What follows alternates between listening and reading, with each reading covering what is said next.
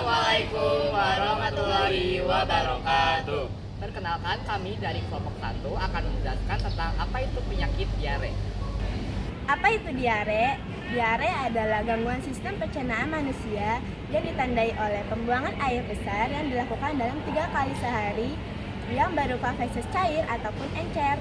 Nah, penyakit ini juga disebabkan oleh infeksi virus, bakteri ataupun parasit dari makanan dan minuman yang terkontaminasi dan juga dapat mengakibatkan dehidrasi. Lalu, di manakah terjadinya diare? Diare terjadi di usus besar. Usus besar merupakan sistem pencernaan yang berfungsi menyerap air dan mineral yang membentuk feses. Jika usus besar mengalami gangguan, maka tidak dapat berjalan dengan lancar. Selanjutnya, bagaimana sih diare dapat terjadi? Diare dapat terjadi di dalam sistem pencernaan tubuh kita karena pada usus besar tidak dapat menyerap cairan atau terlalu banyak cairan yang dikeluarkan akibat dari infeksi bakteri, virus, atau parasit dari makanan dan minuman yang terkontaminasi. Infeksi tersebut menyebabkan iritasi pada saluran pencernaan, meningkatkan kontraksi usus, dan menghasilkan feses encer yang frekuensinya 3 kali lebih banyak dari sehari. Di sini saya akan menjelaskan ciri-ciri dari diare.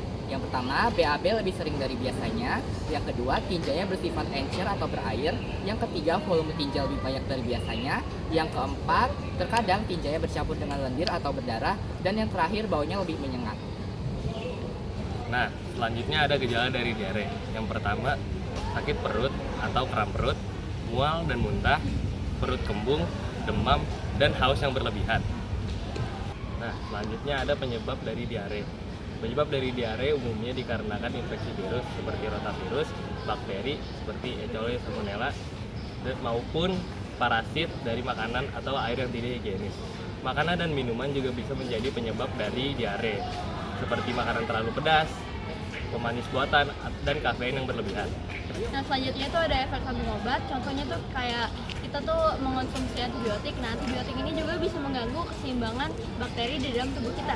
Nah, yang selanjutnya itu ada gangguan pencernaan. Gangguan pencernaan ini bisa terjadi karena salah satu organ di dalam tubuh kita itu terganggu. Contohnya itu seperti radang usus. Nah, yang terakhir itu ada gangguan psikis. Gangguan psikis ini terjadi karena kita mengalami kecemasan yang berlebihan sehingga itu bisa berdampak ke dalam tubuh kita. Oke, selanjutnya itu ada penanganan modern. Yang pertama tuh ada oralid. Oralid ini untuk menambahkan kembali cairan dehidrasi ke dalam tubuh kita. Nah, yang kedua itu ada obat anti diare. Nah, obat anti diare ini untuk mengurangi frekuensi BAB yang ada di dalam tubuh kita. Nah, yang ketiga itu ada probiotik. Probiotik itu suplemen bakteri baik untuk mengembalikan keseimbangan flora usus. Dan yang keempat ada antibiotik. Antibiotik hanya diberikan jika penyebabnya infeksi bakteri dan atas anjuran dokter. Dan yang terakhir ada zinc. Suplementasi zinc hanya diberikan kepada anak-anak untuk mengurangi keparahan diare.